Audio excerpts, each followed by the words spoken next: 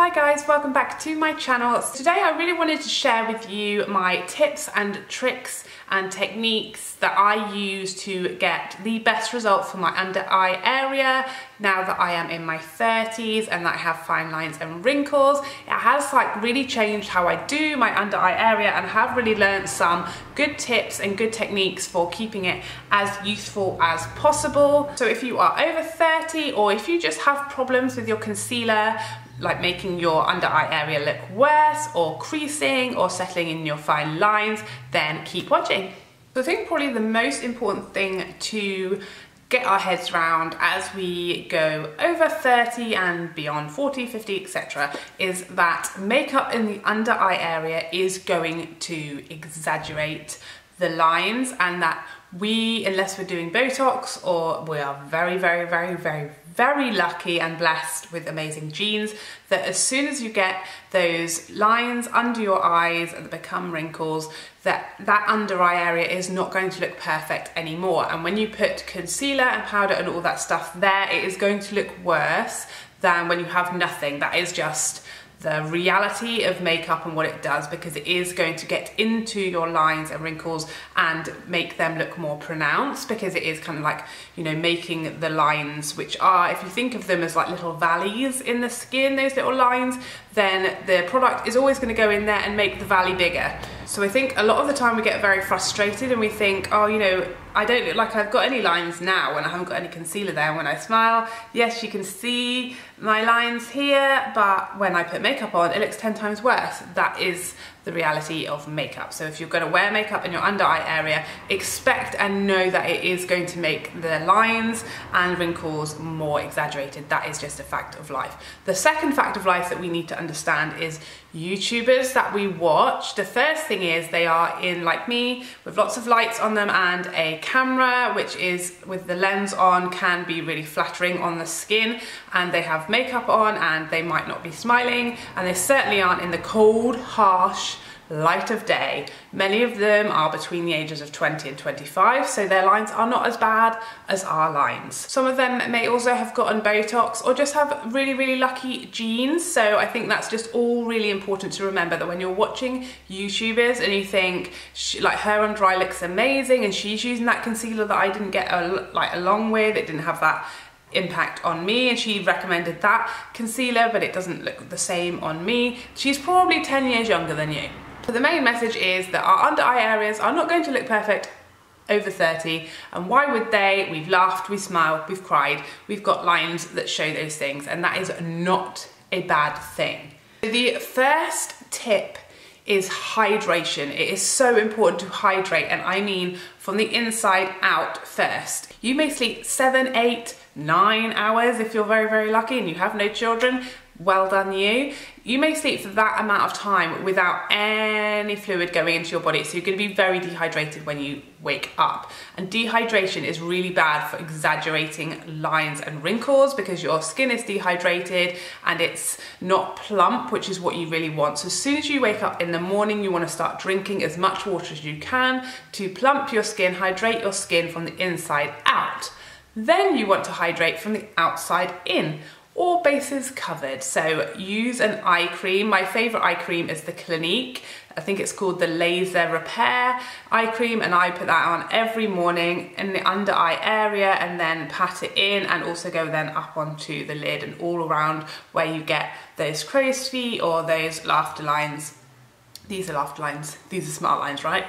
So by hydrating from the inside out and the outside in before any makeup touches our face, we're making sure that our lines and wrinkles are as reduced and looking as good as we can get them naturally. Then you need to make sure that you aren't going straight in with your makeup. It's a bit like when you do your moisturizer in the morning, you don't want to go straight on with foundation immediately after. Leave it at least 5 to 10 minutes before you put makeup once your eye cream has gone on. I would just make sure that the eye cream has a chance to work, a chance to soak in, and a chance to do its job before you then go in with concealer or anything else which might not work very well together. So really make sure that you give it as long as possible between skincare and makeup.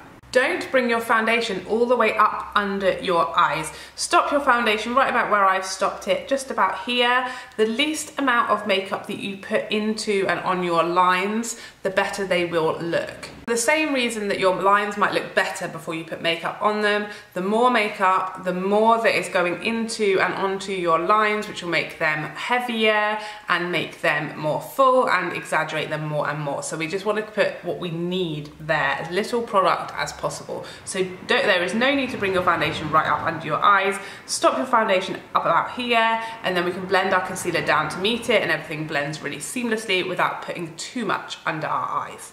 The next thing is choosing your concealer. So as I said before, try not to pay too much to what YouTubers are using or saying is amazing on them. Try and find YouTubers who have similar age skin to yourself and see how the concealer really works on them, because if you're watching a YouTuber who is 20 and they're using a concealer that does not crease or does not exaggerate lines, that's because they probably don't have any. Whereas if you're watching a YouTuber who's using a concealer and they are over 30 and it's looking really good on them, and you know that they have lines similar to yours, it's probably going to have a similar result on you. Oftentimes we're really disappointed because we try a product that a YouTuber has said is amazing and it doesn't crease and it doesn't exaggerate lines, but their lines are 10 years younger than our lines, and it is a very different story when we use it. I have played around a lot with concealers over the last few years. Now, this is a concealer that I reviewed. This is the MAC Waterweight concealer, and lots of people are obsessed with this concealer. They love this concealer. And I had a few sort of comments on my review saying, you know, I've done something wrong, it's really amazing on them, they really, really love it, they think it looks really, really good. It's absolutely brilliant, and I'm sure it's absolutely true that it looks really, really nice on them. However, and again, on camera, they may not be able to see what I can see in real life in my mirror, and that is that this creases so badly on me, really, really badly throughout the day. By the end of the day, my lines look worse than they ever have done before. However, I'm sure that if you are 20 or under, this will be beautiful on you. It's very lightweight, it's very liquidy, and it gives a lovely coverage, but on lines, on my lines certainly anyway, it looks awful and very aging on me. The Tarte Shape Tape, I kind of feel in the middle of the road on this one. It is a very good coverage concealer. It blends out beautifully. It looks really, really nice, but it is very heavy and drying, which isn't the best combination for like a more mature, older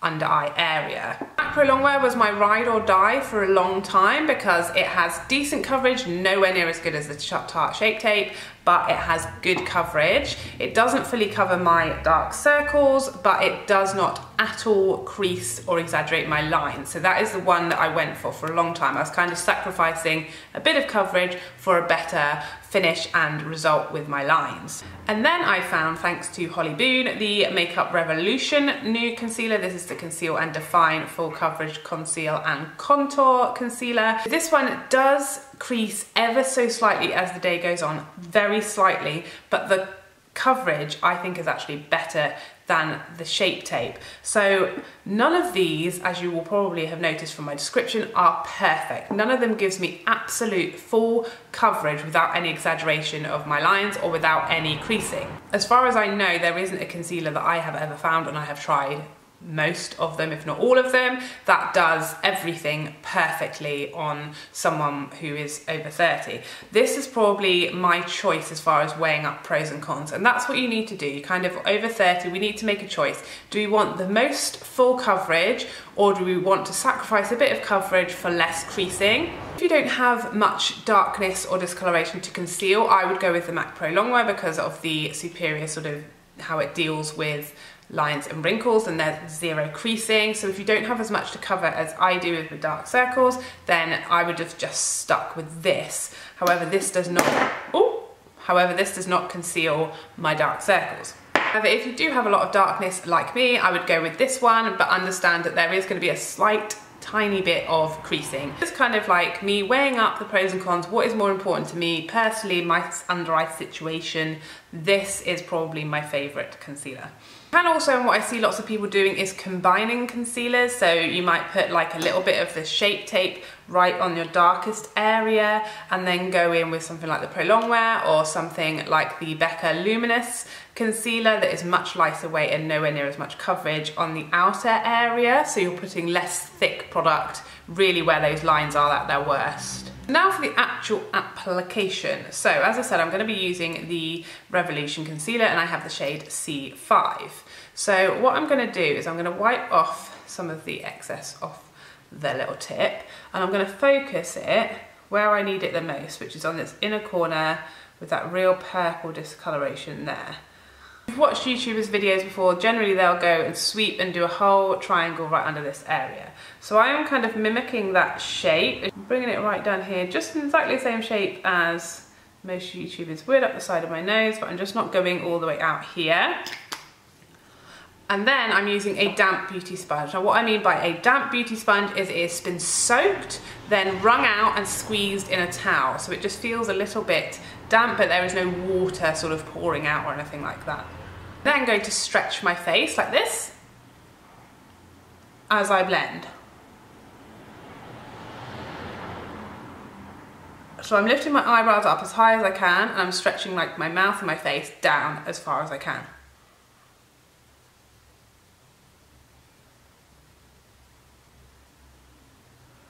And then I'm blending in exactly the same shape as anyone else would, in that triangular shape, blending the concealer out in exactly the same direction, but I have just really focused the amount of product right where I need it in here. We are then going to go straight in with a powder that we know to be very finely milled. I'm using the MAC by Patrick Starrr, it's my favourite one, and again, damp beauty sponge because that will stop us using way too much product. And again, we're going to stretch our face, eyebrows up, mouth down.